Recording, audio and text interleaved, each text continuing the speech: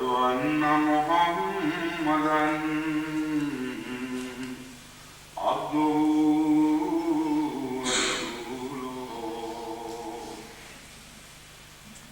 أما بعد فأعوذ بالله من الشيطان الرجيم بسم الله الرحمن الرحيم الحمد لله رب العالمين الرحمن الرحيم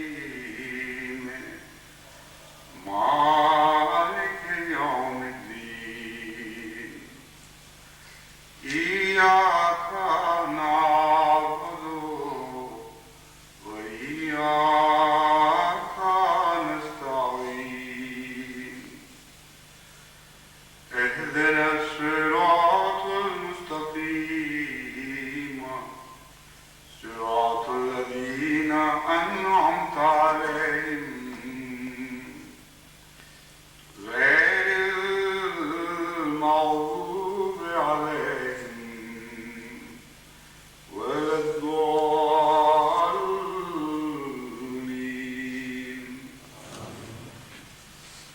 شهر رمضان الذي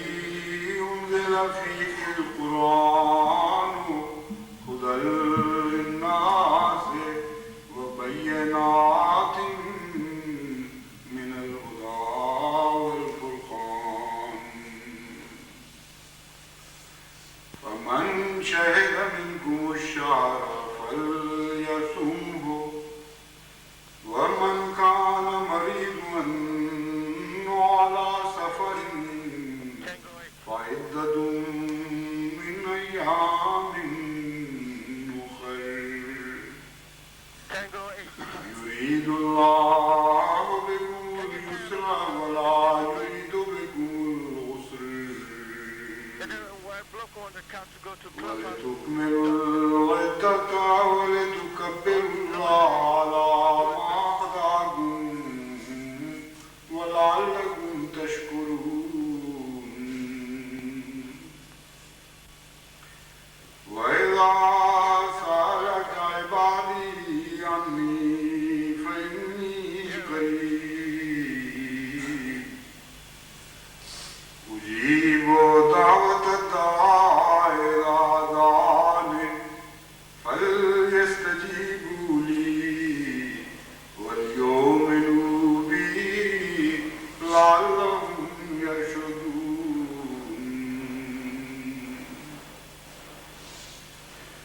سورہ البقرہ آیات 186 تا 187.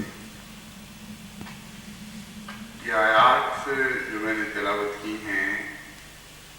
ان میں رمضان المبارک کی آمد کی خوشخبری دی گئی ہے اور اس موقع پر مومنوں کو جو دینی روحانی فوائد حاصل ہوتے ہیں ان کا ذکر فرمایا گیا ہے اور جو ذمہ داریاں ان پر عائد ہوتی ہیں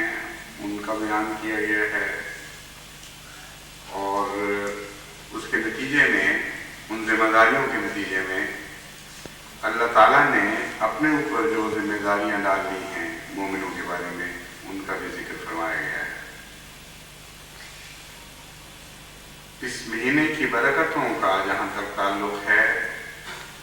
سب سے بڑی سب سے اہم برکت جس کا ذکر فرمایا ہے قرآن کریم میں وہ خود قرآن کریم کا نزول ہے. فرمایا انزل فیہ القرآن ہدی للناس وبینات من الہدی والفرقان. ایک ایسا عظیم الشان کلام اس مہینے میں اتارا گیا یعنی کلام الہی کے نزول کے آغاز کا یہ مہینہ ہے اور یہ معنی بھی ہیں کہ یہ وہ مہینہ ہے جس میں مسلسل جبرائیل بار بار تشریف لاتے رہے اور آن حضرت صلی اللہ علیہ وسلم کو قرآن کریم کا مکمل ورد کرواتے رہے جتنا قرآن بھی اس وقت تک نازل ہو چکا تھا. تو یہ وہ مہینہ ہے جس مہینے میں قرآن کا نزول شروع ہوا اور مسلسل حضرت اقدس محمد مصطفیٰ صلی اللہ علیہ وسلم کے وصال تک قرآن کریم جتنا بھی نازل ہو چکا ہوتا تھا اس کی تکرار کی جاتی تھی اس مہینے میں، اور بار بار وہی قرآن کریم دوبارہ نازل فرمایا جاتا تھا۔ بس خدا تعالیٰ اس عظیم الشان برکت کی طرف توجہ دلا کر فرماتا ہے فَمَنْ شَهِدَ مِنْكُمُ الشَّهْرَ فَلْيَصُمْهُ، جو کہ جس کسی کو بھی یہ مہینہ دیکھنے کی سعادت نصیب ہو، فَلْيَصُمْهُ، وہ اس میں ضرور روزے رکھے۔ یعنی فرمایا کہ جس شخص پر بھی یہ مہینہ آ جائے وہ روزے رکھے، کیونکہ یہ مہینہ کمزوروں پر بھی آتا ہے، طاقتوروں پر بھی آتا ہے، ان پر بھی آتا ہے جو ایمان لاتے ہیں، اور ان پر بھی آتا ہے جو ایمان نہیں لاتے۔ مہینہ تو ایک جغرافیائی حقیقت کا نام ہے جو دنیا کے طبی جغرافیہ سے تعلق رکھنے والی حقیقت ہے، اس لیے یہ تو سب پر آتا ہے۔ شہدہ منکم میں جہاں شہدہ فرمایا گیا وہاں صرف یہ مراد نہیں کہ جو تم میں سے اس مہینے کو دیکھے، بلکہ شہادت کے تمام تفصیلی معنی یہاں مراد ہیں۔ مراد یہ ہے جو اس مہینے کا عرفان رکھتا ہو، جو اس مہینے کا منتظر ہو اور پھر اسے پالے، جو اس مہینے پر نگران مقرر کروایا گیا ہے خدا کی طرف سے، اس کے حقوق ادا کرنے کی نگرانی جس کے سپرد کی گئی ہے۔ شہادت کے یہ سارے معنی ہیں، اس کے علاوہ بھی اور معنی ہیں۔ بس شہدہ منکم سے مراد یہ ہے کہ تم میں سے ہر وہ شخص جس کا رمضان کے مہینے کے ساتھ ایک گہرا تعلق قائم کیا گیا ہے، جو اس کا منتظر رہتا ہے اور پھر اسے دیکھ لیتا ہے، وہ جو اس کے معارف سے واقف ہے، اس کے فوائد سے آگاہ ہے، وہ جس کے ذمے اس کی ذمہ داریاں ڈالی گئی، جس کے ذمے اس کے تقدس کی حفاظت کی گئی ہے، ہر وہ شخص جب رمضان کو پالے فَلْيَصُمْهُ ہو تو پھر وہ روزے رکھے۔ لیکن ایسے اشخاص جن میں یہ تمام صفات پائی تو جاتی ہیں مگر مریض ہیں یا سفر کی حالت میں ہیں، وہ اس مہینے کے بدلے اور دنوں میں روزے رکھ لیں۔ یرید اللہ بکم الیسر ولا یرید بکم العسر، اللہ تمہارے ساتھ آسانی چاہتا ہے اور تنگی نہیں چاہتا۔ یہ جو فرمایا گیا اس میں عبادت کا فلسفہ بیان فرما دیا گیا ہے۔ اگرچہ رمضان کی عبادت سے جسمانی تنگی کا بھی تعلق ہے، اور بعض رمضان کے مہینے جو بعض علاقوں میں نہایت شدید گرمی کی حالت میں آتے ہیں،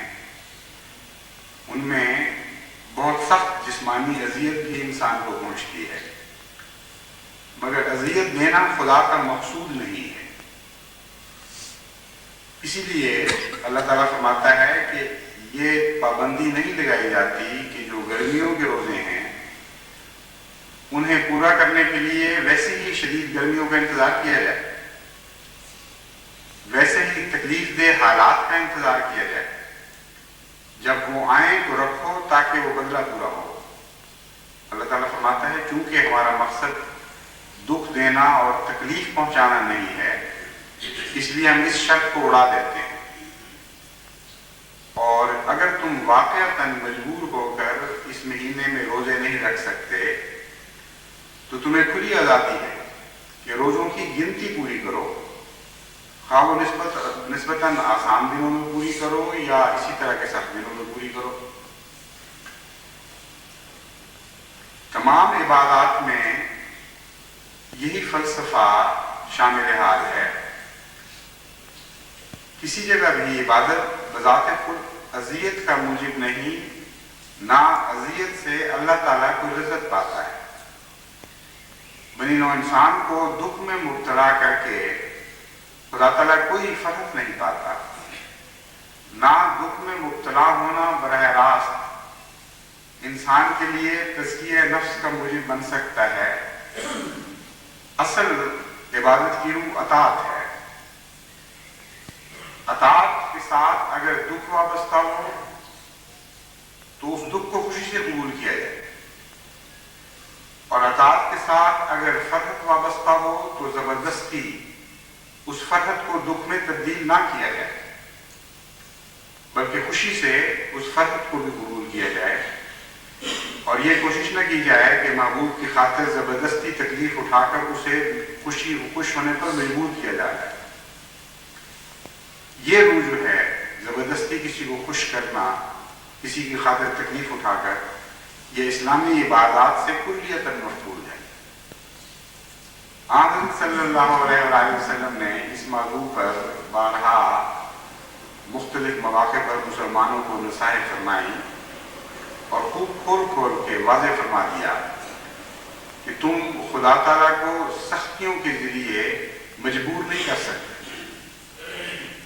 یعنی اپنے جسم کو سختی میں ڈال کر، اپنی جان کو مشقت میں ڈال کر زبردستی تم خدا کی رضا حاصل نہیں کر سکتے. اگر اس دوڑ میں تم پڑ گئے تو حضور صلی اللہ علیہ وسلم فرماتے ہیں کہ اللہ تعالیٰ کو تم کبھی ہرا نہیں سکو گے. وہ تمہیں توڑ کے رکھ دے گا، لیکن تم زبردستی خدا کو کبھی خوش کرنے میں کامیاب نہیں ہو سکتے. عبادت کی روح اطاعت ہے، اور اطاعت کے ساتھ یہ شرط ہے کہ جس حال میں بھی ہو اس حال میں اطاعت کی خاطر اپنے محبوب کی رضا کو اپنی رضا کے اوپر غالب کر دیا جائے. چنانچہ حضرت مسلم موعود جو فرماتے ہیں ہو فضل تیرا یارب یا کوئی ابتلا ہو، راضی ہیں ہم اسی میں جس میں تیری رضا ہو. یہ وہی فلسفہ ہے. اصل مقصود رضا باری تعالیٰ ہے. حضرت مسیح موعود علیہ السلام فرماتے ہیں اسلام چیز کیا ہے؟ خدا کے لیے فنا، ترک رضائے خویش پہ مرضی خدا. کہ اسلام کا خلاصہ چاہتے ہو تو وہ تو صرف یہ ہے، خدا کے لیے فنا، اللہ کے لیے اپنی ذات کے اوپر ایک فنا طاری کر دو. ترک رضائے خویش، اپنی ذاتی مرضی، اپنی ذاتی خواہشات کو خدا تعالیٰ کی مرضی کے تابع کر دو. یہ ہے اسلام کا خلاصہ. چنانچہ اس دوران اگر تکلیف ہو تو اس سے راضی رہو، اگر آرام پہنچے تو اس آرام کو بھی عبادت سمجھو. یہ اسلامی فلسفہ ایسا ہے جو تمام انسانی زندگی کی ہر حالت پر محیط ہو جاتا ہے، اور اسلامی عبادات کو دوسری تمام عبادات کے تصور سے بالکل ممتاز کر دیتا ہے. جتنے دیگر مذاہب ہیں ان میں عبادت کے ساتھ جاں کنی، تکلیف اور اذیت کا مفہوم شامل ملتا ہے. کسی بھی مذہب کی عبادت کا تصور آپ ڈھونڈیں ان کی کتب میں یا ان کی روایات میں، تو اس تصور میں یہ ایک جزو لا ینفک ملے گا آپ کو، جو الگ نہیں ہو سکتا اس سے. اگر تم خدا کو خوش کرنا چاہتے ہو تو اس کے لیے عمداً تکلیف اٹھاؤ، اور محض اس لیے تکلیف اٹھاؤ کہ خدا تمہاری تکلیف سے راضی ہوتا ہے. چنانچہ ان تصورات کے تابع یہ ایسے حالات، ایسے واقعات ہمیں ملتے ہیں ہندوستان کے مختلف مذاہب میں کہ بعض لوگوں نے بازو کھڑا کیا اور کھڑے کھڑے بازو سوکھ گیا، اور انہوں نے اسی کو عبادت سمجھا کہ خدا کی خاطر ایک بازو کو اونچا کھڑا کیا اور پھر نیچے نہیں گرنے دیا کسی حالت میں، یہاں تک کہ اسی حالت میں سوکھ گیا، اور بہت بڑا مارکا سمجھا گیا. لمبی فاقہ کشی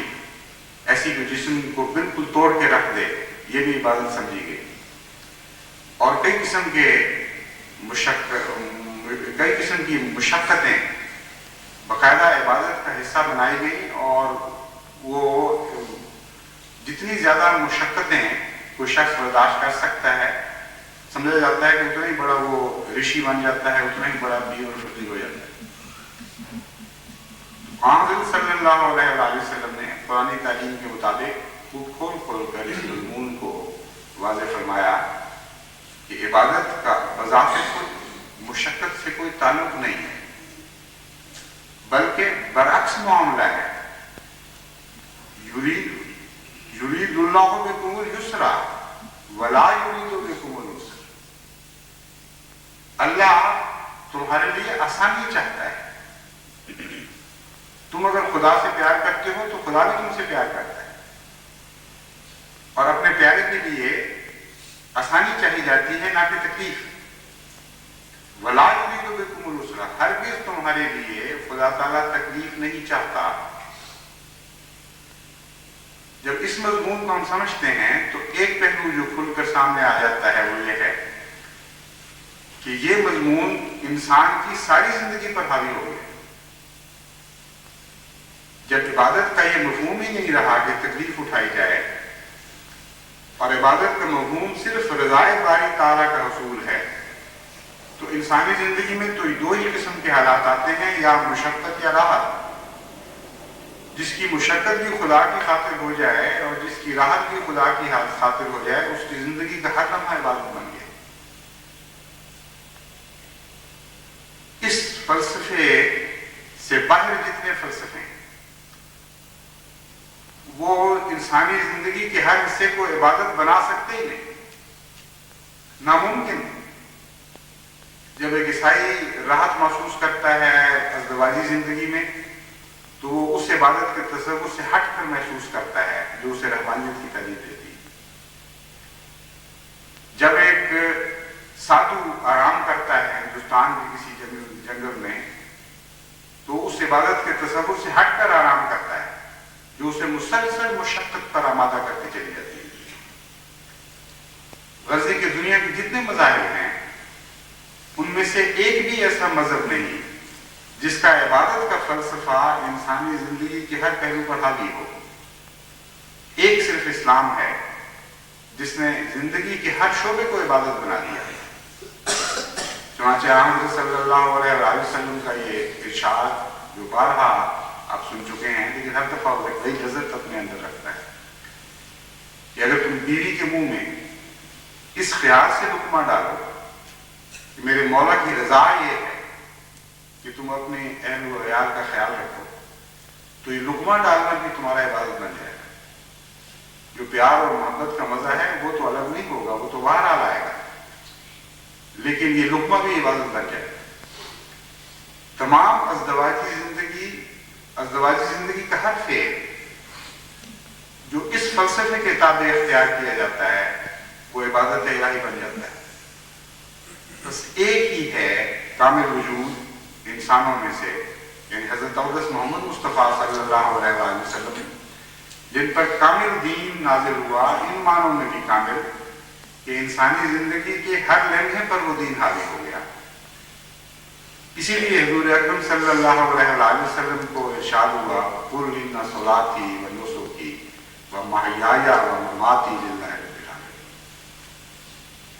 तो उस मुकाम पर फायज है, तो बड़े नौ इंसान में ये ऐलान कर सकता है, हम तुझे इजाजत देते हैं, बल्कि अमर देते हैं, इस बात का अमर करते हैं कि ऐलान करते हैं, इन्ना सलाती व नुसुकी व महयाया व ममाती, मेरी इबादतें, मेरी कुर्बानियाँ, मेरे जिंदगी का हर पहलू,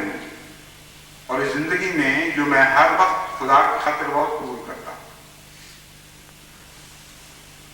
महयाया व ममाती का सिर्फ ये मतलब नहीं कि मेरा जिंदा रहना और बिल आखिर मेरा मर जाना, बल्कि मुराद ये है कि इस जिंदगी में वो तमाम कैफियत जो आसानी से मुशाबहत लगती है, और वो तमाम कैफियत जो मुश्किलात से मुशाबहत रखती है, मुश्किलात के करीब तर है, यानी मौत के, वो तमाम कैफियत और इनके दोनों इंतहाई किनारे हैं,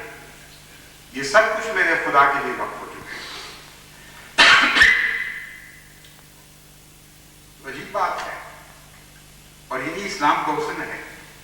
کہ جہاں آسانی پیدا کر دی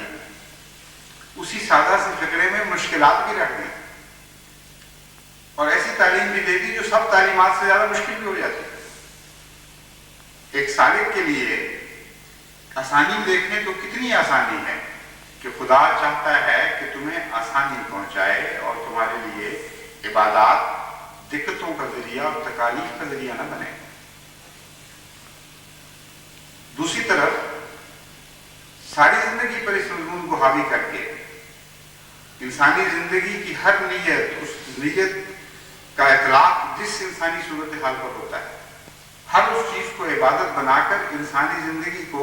جکڑ دیا ہے خدا کی رضا میں، اس کا کوئی لمحہ اپنا نہیں رہنے دیا۔ اور یہ اتنا مشکل کام ہے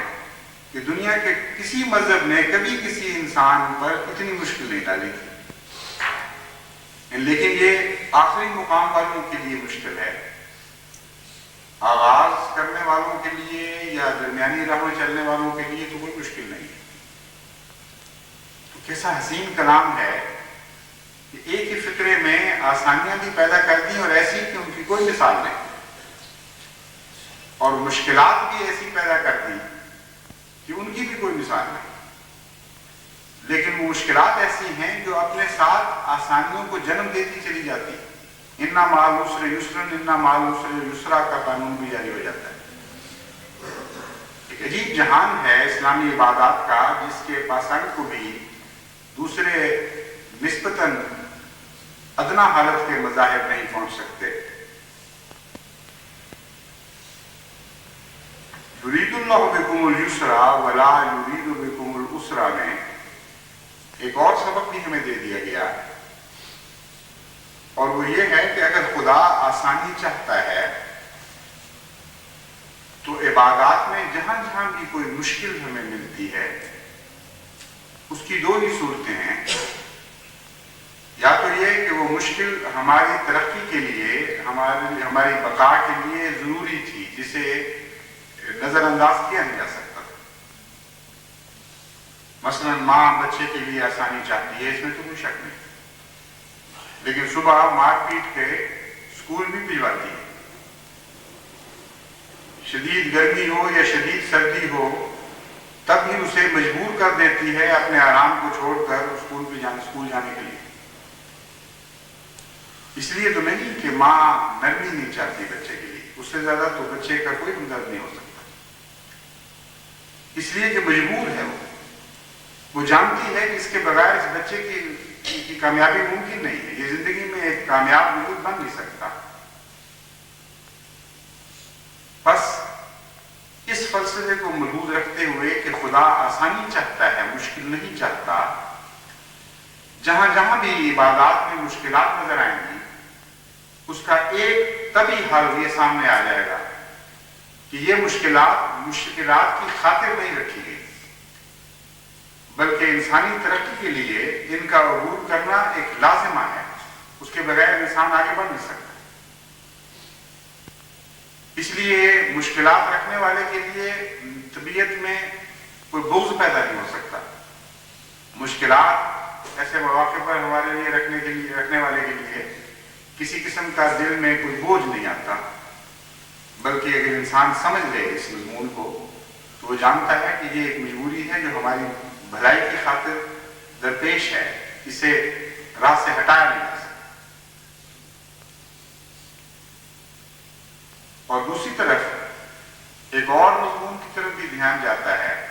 اِنَّا مَعَ الْعُسْرِ یرید اللہ بکم اليسر ولا یرید بکم العسر، کہ جہاں تک ہم کسی چیز کو اپنے لیے مشکل سمجھتے ہیں بعض دفعہ واقعتاً وہ ایک مشکل چیز ہوتی ہے، اور بعض دفعہ ایک محض نسبتی مضمون ہوتا ہے، حقیقت میں وہ چیز مشکل نہیں ہوتی، اور وہ نسبتی مضمون بعض دفعہ زاویہ بدلنے سے نیا رنگ اختیار کر لیتا ہے، بعض دفعہ تجربے کے بعد کچھ عرصے کے بعد ایک نیا رنگ اختیار کر لیتا ہے۔ چنانچہ وہ چیزیں جنہیں آپ شروع میں مشکل سمجھتے ہیں کچھ عرصے کے بعد آپ جب ایکوائر کر لیتے ہیں اس مذاق کو، اس سے لطف اٹھانے کے طریقے سیکھ لیتے ہیں، تو آپ حیرت سے دیکھتے ہیں کہ کیوں آپ اس چیز کو مشکل سمجھا کرتے ہیں۔ اور باتوں کو تو چھوڑیے، یہ مضمون ساری زندگی کے ہر پہلو پر حاوی ہے۔ ایک بچے کے چلنے کی کو لے لیجیے، کتنا مشکل مضمون ہے اس کے لیے جب وہ شروع میں ٹھوکریں کھاتا، گرتا، کئی قسم کے آلات کا سہارا لیتا، کبھی انگلیاں پکڑتا بڑوں کی، اور کوشش کرتا ہے کہ میں 2 قدم اٹھا سکوں، لیکن نہیں اٹھایا جاتا، جہاں چھوڑتا ہے اس سہارے کو وہاں گر جاتا ہے۔ لیکن جب کچھ عرصے کے بعد وہ ان مقامات سے آگے بڑھ جاتا ہے تو چلنا اور آہستہ چلنا اس کے لیے ایک نعمت اور راحت بن جاتا ہے، اور لمبا عرصہ اگر اسے بستر پر لیٹنے پر مجبور ہونا پڑے تو حسرت اور دکھ سے یاد کرتا ہے وہ دن کہ میں چلا کرتا تھا۔ حالانکہ آغاز میں اگر آپ دیکھیں تو لیٹنا اس کی راحت تھا اور چلنا اس کے لیے عذاب تھا، اور تھوڑے ہی عرصے میں لیٹنا اس کے لیے عذاب بن گیا اور چلنا اس کے لیے راحت ہو گیا۔ اسی طرح مذاق ہیں مختلف کھانوں کے، ان کا ذوق شوق ہے، حالات کے بدلنے سے، تربیت کے بدلنے سے تھوڑی دیر کے بعد جب انسان ہر طرف نظر دوڑاتا ہے، یوں محسوس ہونے لگتا ہے کہ حقیقت اپنی ذات میں ایک گھومنے والی چیز ہے جو کہیں ایک جگہ ایک مقام پر فکس نہیں کی جا سکتی، کھڑی نہیں کی جا سکتی۔ زاویہ نگاہ بدلتا ہے، آپ کی رفتاریں بدلتی ہیں، آپ کے رخ بدلتے ہیں، اور رشتے بھی بدلتی جاتی ہیں، یہاں تک کہ انسان ہر اس چیز میں اعتماد کھو دیتا ہے جسے پہلے وہ یقین کے ساتھ اچھی یا بری سمجھا کرتا تھا۔ ایسی صورت میں صرف ایک ہی ذات ہے جو بغیر نسبت کے دیکھنے والی ذات ہے، جو بہتر جان سکتی ہے کہ کس جگہ آپ کا فائدہ ہے اور کس جگہ آپ کا نقصان ہے۔ اس کے سوا ممکن ہی نہیں ہے کہ آپ جو تمام زندگی نسبتوں میں پرورش پانے والے وجود ہیں، نسبتی حیثیتوں سے فیصلہ دینے والے وجود ہیں، آپ معلوم کر سکیں گے کہ آپ کے لیے بہتر ہے اور کیا آپ کے لیے برا ہے۔ چنانچہ ایک مردار کے پاس جب گدھوں کو آپ دیکھتے ہیں یا کتوں کو دیکھتے ہیں، کتنے مزے سے وہ اور کس قدر لذتیں اٹھا کر وہ اس مردار کو کھا رہے ہوتے ہیں، جس کے پاس سے گزرنا بھی آپ کے لیے مصیبت ہے، اور آپ حیرت سے ان کو دیکھتے ہیں کہ ان بد نصیبوں کے نصیب میں یہی گندگی رہ گئی تھی۔ لیکن امر واقعہ یہ ہے کہ محض زاویہ بدلنے کی بات ہے۔ خدا تعالیٰ نے کسی کے نصیب میں بھی محض گندگی نہیں رکھی، ہر تخلیق کو ایک مذاق عطا فرمایا ہے، ایک زاویہ نظر عطا فرمایا ہے، اور وہی چیز جو آپ کو گندگی نظر آ رہی ہے وہ اس کے لیے ایک نعمت بے بہا ہے، ایک غیر مترقبہ نعمت ہے۔ چنانچہ اس کتے سے کے دل سے پوچھیں جو لذت اٹھا رہا ہوتا ہے اس گند کی، وہ کس موج میں ہے، اور اگر آپ پوچھ نہیں سکتے تو اس کو روڑا اٹھا کر کوشش کریں اس کو بھگانے کی، اس نعمت سے محروم کرنے کی کوشش کریں جسے آپ گند سمجھتے ہیں، پھر دیکھیں وہ کس طرح پر حملہ ہوتا ہے۔ تو نسبتیں بدل جاتی ہیں، اور صرف ایک ہی ذات ہے جو عالم الغیب والشہادہ ہے، وہی ہے جو جانتا ہے کہ کس کے لیے کیا چیز مفید ہے، کس کے لیے کیا نعمت ہے اور کیا کرنا ہے۔ اور بسا اوقات انسانی زندگی میں ایسے حالات آتے ہیں کہ کبھی ایک چیز کو وہ نعمت سمجھ رہا ہوتا ہے، کبھی دوسری چیز کو نعمت سمجھ رہا ہوتا ہے، کبھی ایک چیز کو گند سمجھ رہا ہوتا ہے، کبھی دوسری چیز کو گند سمجھ رہا ہوتا ہے۔ اور عمومی طور پر جب انسانی ذوق کے دائرے پر آپ نگاہ ڈالتے ہیں تو ان سب چیزوں سے اعتبار اٹھ جاتا ہے۔ اس لیے صرف ایک ذات ہے، اور وہی عالم الغیب والشہادہ ہے، وہی خالق و مالک ہے جو حقائق الاشیاء سے واقف ہے۔ وہ جانتا ہے کہ کس انسان کے لیے کون سی چیز بہتر ہے، اور جو چیز اس کے لیے بہتر ہے وہ بسا اوقات اس کے لیے اس وقت دکھ کا موجب بھی بن سکتی ہے، تکلیف کا موجب بھی بن سکتی ہے، اور وہ یہ سمجھ سکتا ہے اس وقت کہ میرے لیے بہتر نہیں ہے۔ مثلا جیسے کہ میں نے مثال دی تھی، ایک گندگی کھانے والے کتے کے لیے اس سے بہتر غذا بھی تو ہو سکتی ہے، ہر چند کے اسے اس گندگی میں لطف آ رہا ہے، لیکن ہو سکتا ہے اس سے بہت بہتر غذا اس کی صحت کے لیے ہر لحاظ سے آپ مہیا کر دیں، تازہ گوشت مہیا کریں، دودھ مہیا کریں، اور چیزیں جو کتے کے لیے ضروری ہیں وہ مہیا کریں،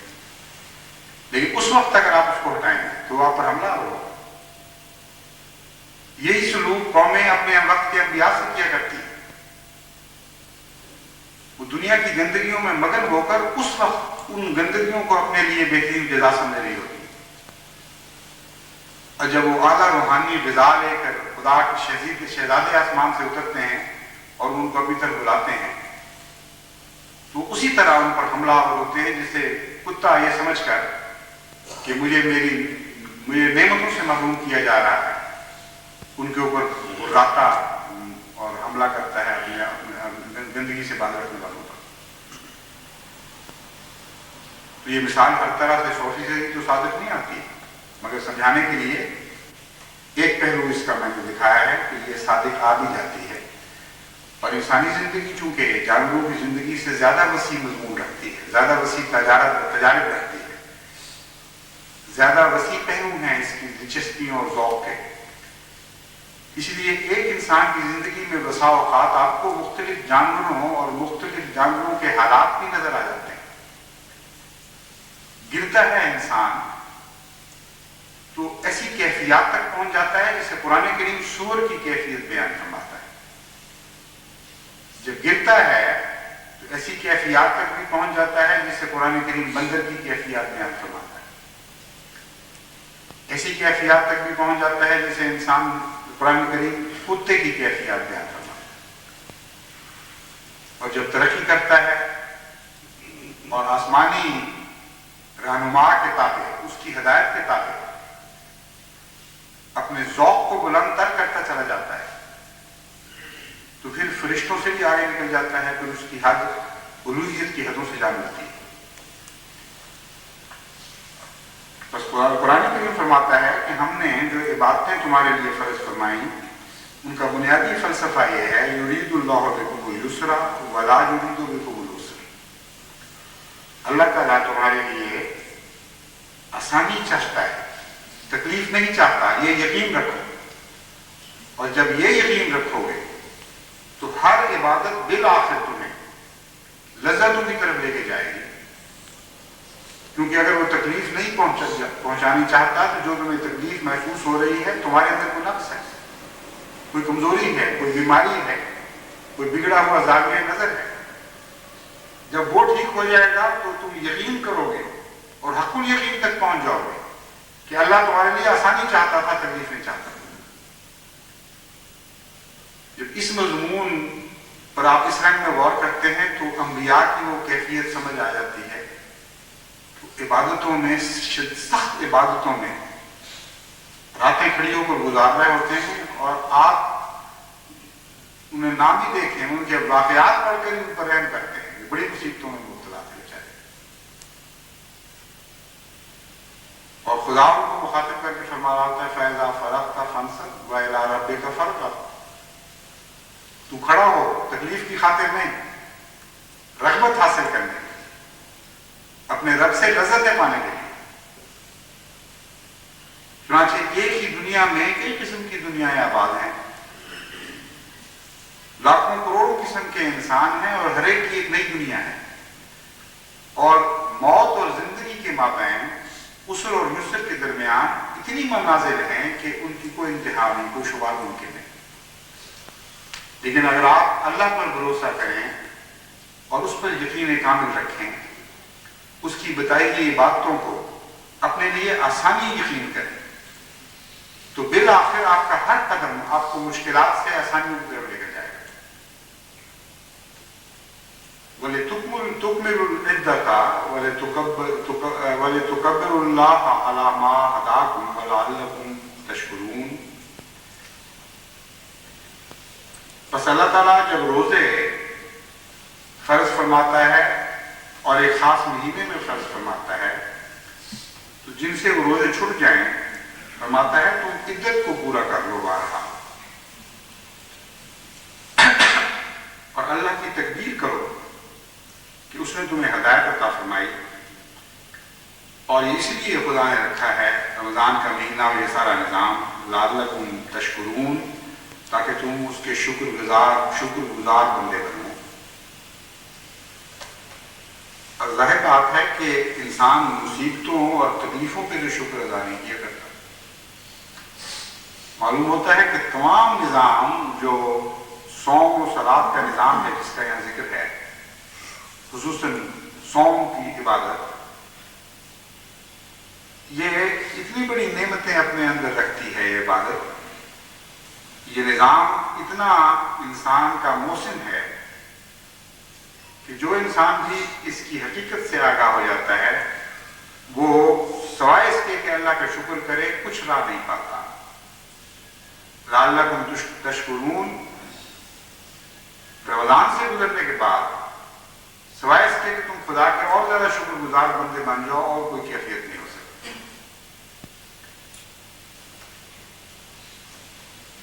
اور پھر اس کے نتیجے میں جو آخری انعام ہے، جو حیرت انگیز انعام ہے، جس سے اوپر انعام ممکن نہیں، وہ لقاء باری تعالیٰ ہے۔ اور یاد رکھیں کہ لقاء ممکن نہیں رضا کے بغیر۔ رضا باری تعالیٰ پہلے ہے اور لقاء باری تعالیٰ بعد میں ہے۔ بعض لوگ لقاء کے آسان رستے ڈھونڈتے ہیں، صوفیاء سے، پیروں فقیروں سے، وہ جنتر منتر تلاش کرتے ہیں، وہ تعویذ گنڈا ڈھونڈتے ہیں جس سے گھر بیٹھے لقاء باری تعالیٰ حاصل ہو جائے، اور بعض دفعہ وہ تکلیف بھی اٹھاتے ہیں اس میں۔ لیکن اصل مضمون جو عبادت کا یہاں بیان ہوا، اس کے بعد لقاء باری تعالیٰ کو رکھا۔ اس سے معلوم ہوتا ہے کہ یہ تعویذوں میں اور جنتر منتر میں اور خدا کی خاطر بعض کلمات کو بار بار دہرانے میں رضا باری تعالیٰ نہیں۔ جس طرح خدا زندگی بسر کرنے کا ارشاد فرماتا ہے، اس طرح زندگی بسر کرنے میں رضا ہے، اور جب رضا حاصل نہیں ہوگی تو لقاء کیسے حاصل ہو جائے گی؟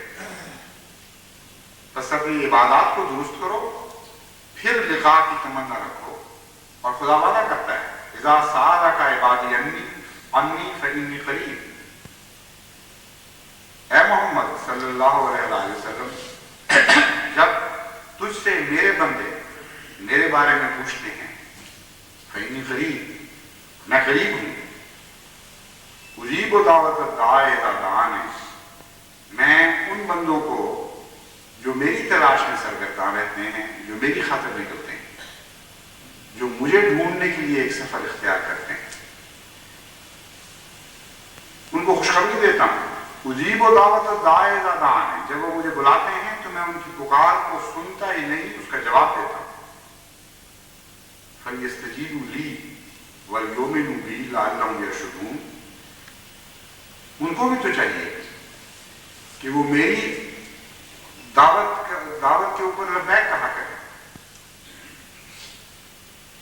میری باتوں کو تسلیم کیا کریں،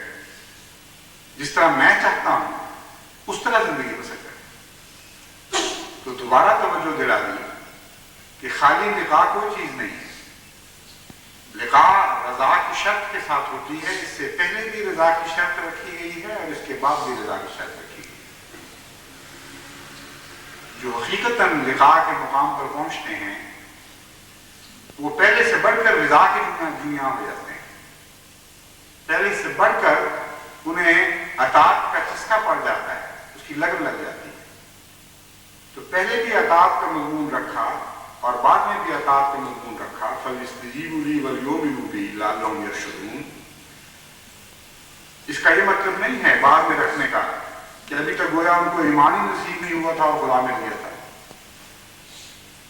اور خدا کی باتوں کا انکار کرتے تھے تب بھی خدا مل گیا تھا، بلکہ اس میں ترقی کا اگلا زینہ دکھایا گیا ہے۔ رمضان کی عبادتوں اور دیگر عبادتوں کے ذریعے جب انسان خدا کی طرف حرکت کرتا ہے، اللہ اسے ایک لقاء، ایک جلوہ عطا فرماتا ہے، اور اس جلوے کے نتیجے میں وہ وہیں بیٹھ نہیں رہتا، بلکہ پہلے سے بڑھ کر زیادہ لگن، زیادہ شوق، زیادہ ذوق کے ساتھ وہ خدا کی مزید جستجو کرتا ہے، اور جان لیتا ہے کہ یہ سب حل اس کو اطاعت کے نتیجے میں ملا تھا، اس لیے اطاعت میں پہلے سے زیادہ ترقی کر جاتا ہے۔ وہ جان لیتا ہے کہ اس کا ایمان ضائع نہیں گیا، اور حقیقت میں ایک زندہ خدا، قدرتوں والا خدا موجود ہے، اس لیے وہ ایمان میں بھی ترقی کر جاتا ہے اور رشد کو پا جاتا ہے، یعنی اس عقل کل کو پا جاتا ہے جسے بعض مذاہب نے بدھا کا نام دیا ہے، بعضوں نے گیان کہا ہے، لیکن در حقیقت خدا کے وجود کی حقیقت کو اس حد تک سمجھنے کا نام ہے تو جس حد تک انسانی بناوٹ میں یہ ممکن ہے کہ وہ خدا کو سمجھ سکے۔ عرفان کا نام ہے رشد۔ تو فرماتا ہے کہ اللہ انسان پھر عرفان کے درجے تک ترقی کر جاتا ہے۔ رمضان مبارک کے بہت سے فوائد ہیں، اور جیسا کہ ابھی آپ نے سنا ہے، ایک بہت بڑا فائدہ ہے کہ خدا اپنے بندے کی زیادہ سنتا ہے پہلے سے، اور بالکل قریب آ جاتا ہے اسے۔ حضرت صلی اللہ علیہ وآلہ وسلم نے جو رمضان کی برکات بیان فرمائی، ان میں یہ مضمون بھی بڑا کھول کر بیان فرمایا کہ رمضان کے دنوں میں اللہ تعالیٰ قریب آ جاتا ہے انسان کے، اتنا قریب کہ اور کسی عبادت میں اتنا قریب نہیں آتا، بلکہ یہ بھی فرمایا کہ ہر نیکی کی کوئی جزا ہے، اور خدا فرماتا ہے کہ روزے کی جزا میں خود ہوں، یعنی مقصود بالذات ہوں میں اس عبادت کا، اور پھر وہ سلوک فرماتا ہے جو اپنوں کے ساتھ مالک کیا کرتے ہیں۔ پھر جو چاہیں آپ درخواستیں کریں، پھر خدا وہ سنتا ہے، مانتا ہے، لاڈ اور ناز کے سلوک فرماتا ہے انسان سے۔ اس لیے ایک بہت ہی عظیم الشان برکتوں والا مہینہ ہے۔ خاص طور پر آج کل جو جماعت پر حالات ہیں،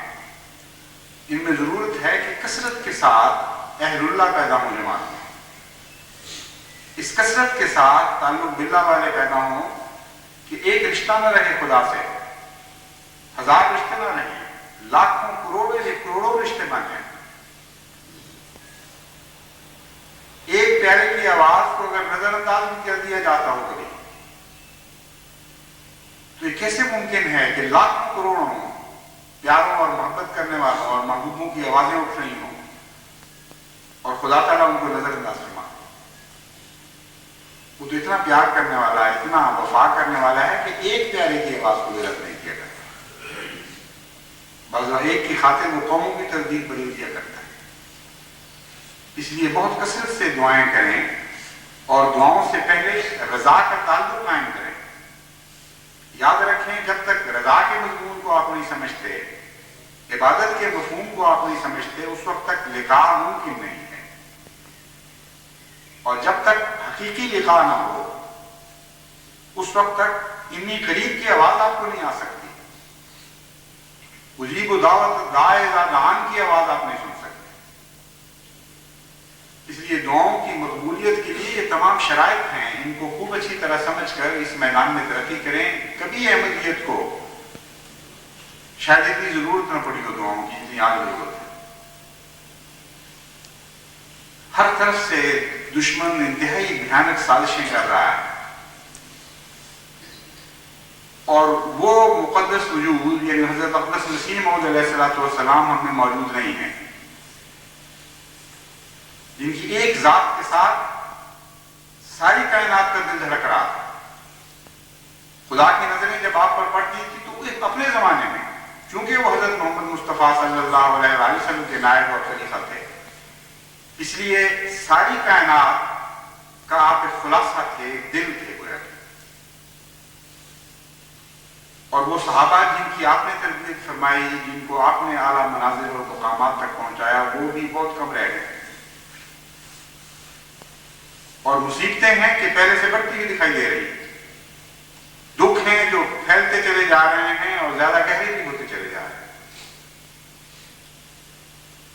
وہ مشکلات جو کبھی ملکی حیثیت رکھتی تھیں اب وہ بین الاقوامی حیثیت اختیار کر گئی۔ بڑی بڑی قومیں ان سازشوں میں ملوث ہو چکی ہیں، اور ایسے قرائن ہی نہیں بلکہ بعض شواہد مل رہے ہیں جن سے پتہ چلتا ہے کہ دنیا کی بڑی طاقتیں بھی جماعت کو نہایت بری نظروں سے دیکھ رہی ہیں، اور جماعت کے خلاف ہر سازش کرنے والے کی مددگار اور معین ہیں۔ تو جب حالات یہ ہوں تو سوائے اس کے چارہ کوئی نہیں کہ اور زیادہ شدت کے ساتھ، اور زیادہ الہا اور درد کے ساتھ اپنے خدا کی طرف دوڑے، اور ایک تعلق نہ ہو دنیا کے ہر کونے میں، ہر جگہ جہاں احمدیت بستی ہے وہاں خدا والی احمدیت بس رہی ہے، جہاں احمدی بستے ہیں وہاں خدا والے بس رہے ہیں۔ گھیر میں ان مصیبتوں کو جب دشمن حملہ کر کے گھیرا ڈالتا ہے تو اس کا ایک ہی علاج ہوا کرتا ہے کہ اس گھیرے کو توڑ کر اس دشمن کو گھیرے میں ڈال دیا جائے۔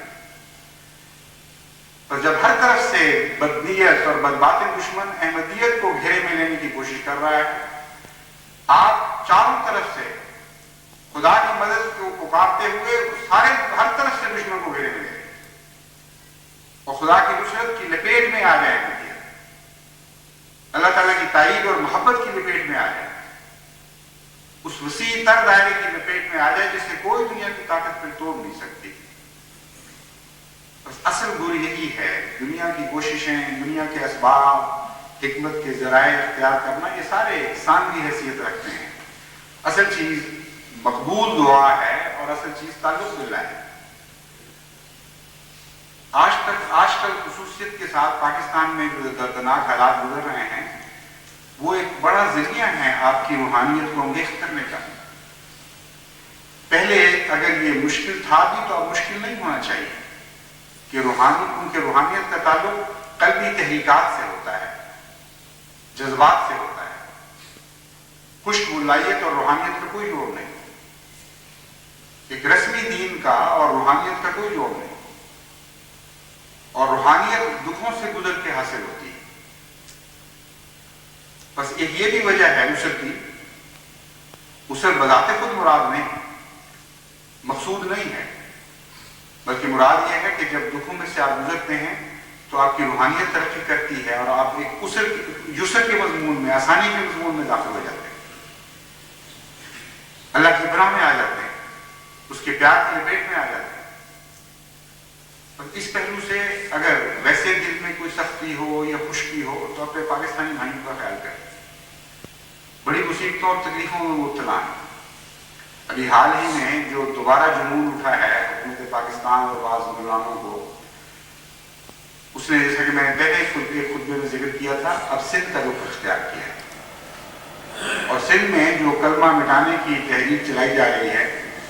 اس میں پولیس کے تشدد کا بہت بڑا دخل ہو گیا۔ ایک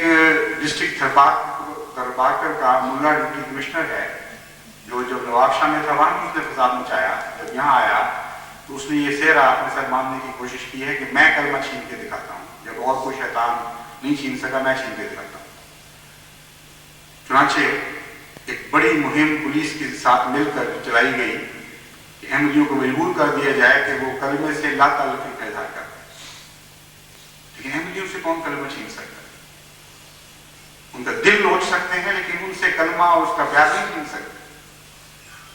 چنانچہ چند قیدے کی تو 20 اور آ گئے، 20 قیدے کی تو سینکڑوں اور آ گئے، اور ہزاروں تیار بیٹھے ہوئے ہیں، وہ انتظار کر رہے ہیں کہ ہماری باری آئے، دعاؤں کے خط لکھ رہے ہیں مجھے۔ ان کا یہ حال ہے کہ وہ شدید گرمی میں، شدید تکلیف میں، نہایت ہی گندے اور خوفناک حالات میں جو پاکستان کی قیدوں کے ہیں، قید خانوں کے ہیں، ان حالات میں بھی آنکھوں میں آنکھیں ڈال کر ان مسائل کی، پھر بھی وہ نہ صرف شوق رکھتے ہیں بلکہ خط لکھتے ہیں کہ ہمارے لیے دعا کریں، ہماری باری جلدی ہے، اور جانتے ہیں کہ نہایت دردناک اذیتیں بھی دی جا رہی ہیں ان کو پولیس کی طرف سے۔ جو اذیت کے واقعات سامنے آئے ہیں ان میں سے چند جن کی ڈاکٹری رپورٹ لی گئی ان کے مطابق رپورٹ یہ ملی ہے کہ ڈاکٹر نے تعجب سے لکھا ہے کہ اتنی خوفناک اذیت دی گئی ہے ان کو کلمہ پڑھنے والے کے جرم میں کہ عام عادی مجرموں کو بھی پولیس اتنی اذیت نہیں دیا کرتی جتنی تکلیفیں ان نوجوانوں کو پہنچائی گئی، اور ان کا صبر و رضا کا دامن تاب نہیں کر سکے، ان کے کلمے کی محبت نہیں نوچ سکے ان کے دلوں سے۔ جو ملنے والے جاتے ہیں وہ بتاتے ہیں کہ ہم تو ان کو صبر کی تلقین کرنے جاتے ہیں، وہ ہمیں دیکھ کر ہمیں صبر کی تلقین کرتے ہیں، کہتے ہیں فکر نہ کرو ہم تو موجیں کر رہے ہیں،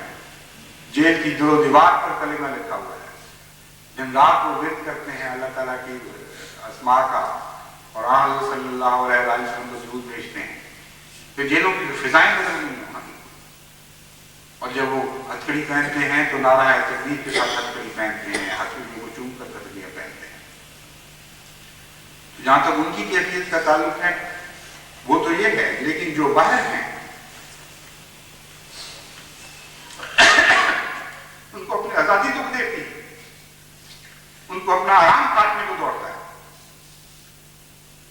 ان کے دکھ جو دکھ والے برداشت میں جو نہیں سمجھ رہے اپنے دکھوں کو، دکھ نہیں سمجھ رہے، باہر والے محسوس کر رہے ہیں، ان کی تکلیفوں میں مبتلا ہے ساری دنیا کے اندر۔ عجیب کیفیت ہے یہ کہ جو دکھوں میں سے گزر رہے ہیں وہ اس کو راحت سمجھ رہے ہیں، اور جو راحت اور اطمینان سے بیٹھے ہوئے ہیں وہ راحت ان کو دکھ محسوس ہو رہا ہے، اور یہ ظالم سمجھ رہے ہیں کہ یہ اسلام کی خدمت ہو رہی ہے۔ صرف اسی پر بس نہیں، اور بھی نہایت خوفناک سازشیں ہیں جو مسلسل چل رہی ہیں۔ ابھی کل ہی کا واقعہ ہے کہ سکھن میں ایک دیوبندی مسجد میں، اور خاص طور پر اس وقت حکومت کا اعلی کار دیوبندی فرقہ ہی ہے، ایک بم چلایا گیا۔ واقعات کی تفصیل تو حکومت نے ظاہر نہیں کی، یہ بھی ممکن ہے کہ وہاں کوئی احمدیوں کو مارنے کے لیے بم بنایا جا رہا ہو، وہ پھٹ گیا ہو، مگر بہرحال اس مسجد میں ایک بم پھٹا جس سے 2 آدمی ہلاک ہو گئے، اور سارے شہر میں اشتعال انگیز تقریریں کی گئیں کہ احمدیوں نے اپنے 2 شہداء کا بدلہ اتارنے کے لیے کیا، اور تمام احمدیوں کے جان و مال کو خطرہ، بار بار نہایت خطرناک قسم کے جلوس اور انگیخت کیے گئے لوگ، جلوس نکالے گئے، لوگوں کو انگیخت کیا گیا کہ ان کے جان مال لوٹ لو، اور الٹا حکومت کی طرف سے 13 احمدیوں کو اس جرم میں گرفتار کر لیا گیا ہے کہ تم مشکوک ہو، جرم تو نہیں کہہ سکتے لیکن اس شک میں گرفتار کر لیا گیا ہے کہ تم نے ہی یہ بتایا۔ حالانکہ ہرگز بعید نہیں کہ خود حکومت کے درندوں نے ایسا کروایا، کیونکہ جس قسم کا ضابطۂ اخلاق اس آمرانہ حکومت کا ہے وہ آپ جانتے ہیں، سب دنیا کو کھلا ہوا ہے۔ کئی قسم کے امکانات ہیں، ایک تو جیسا کہ میں نے بیان کیا، یہ بھی ہو سکتا ہے کہ کسی شریر نے وہاں بیٹھ کر سازش کی ہو، اور کئی دفعہ پہلے بھی ہوا تھا، 74 میں بھی مثلاً اٹک میں یہ واقعہ ہوا کہ ایک مولوی صاحب کا بیٹا احمدیوں کے اوپر بم پھینکنے کی تیاری کر رہا تھا اور وہ بنا رہا تھا، وہ بم سے خود اڑ گیا، اور اس کے جرم میں معصوم احمدی جو باہر بیٹھے ہوئے پکڑ لیے۔ ڈی سی کہتا تھا کہ مجھے پتا ہے آپ کا قصور کوئی، مجھے پتا تھا کہ یہ خود ظالم ہے، لیکن میں حکومت وقت کی طرف سے اور عوامی دباؤ کی وجہ سے میں مجبور ہوں۔ تو یہ بھی ہو جایا کرتا ہے بسا اوقات، اور یہ بھی ممکن ہے کہ چونکہ بجٹ کا وقت ہے اور کئی قسم کے خطرات تھے حکومت کو کہ سیاسی بے چینی بڑھ جائے گی، اور جو ہیوی ٹیکسیشن کی گئی ہے نہیں، اس کے نتیجے میں عوام میں بے چینی پھیل جائے گی، تو کیوں نہ حکومت کی بجائے اس بے چینی کا رخ احمدیت کی طرف کر دیا جائے۔ یہ بھی بعید نہیں ہے، یہ بھی بعید نہیں ہے کہ کسی بریلوی فرقے کے آدمی نے یہ سازش کی ہو اور اپنے بدلے اتارے ہوں دیوبندیوں سے، اور اس یقین میں اتارے ہوں کہ اس کی سزا تو باہر احمدیوں کو ملنی ہے، ہمیں کیا فرق پڑتا۔ یہ بھی اس ملک کی بعید نہیں ہے۔ جس ملک میں ضابطہ حیات کوئی نہ رہا ہو وہاں کوئی چیز بھی بعید نہیں ہوا کرتی۔ کئی قسم کے احتمالات اور بھی ہیں، یہ بھی ممکن ہے کہ بعض سیاسی پارٹیوں میں یہ دیکھ کر کہ دوسرے ذرائع سے عوام نہیں اٹھ رہے، احمدیوں کے خون سے اگر ہولی کھیلی جائے تو پھر یہ سب سے زیادہ آسان ہے پاکستانیوں کے لیے، اور بڑی آسانی کے ساتھ اس پر راضی ہو جاتے ہیں، اس لیے یہ طریقہ اختیار کیا جائے۔ اور ویسی سازش بھی ہو سکتی ہے جیسے بھٹو صاحب کے زمانے میں وہ جو رقبہ سازش کے نام سے مشہور ہے کیس، جس کی کارروائی تحقیق کی ابھی تک شائع نہیں کی گئی۔ بہرحال کو کئی قسم کے امکانات ہیں، احتمالات ہیں، لیکن جہاں تک جماعت احمدیہ کا تعلق ہے،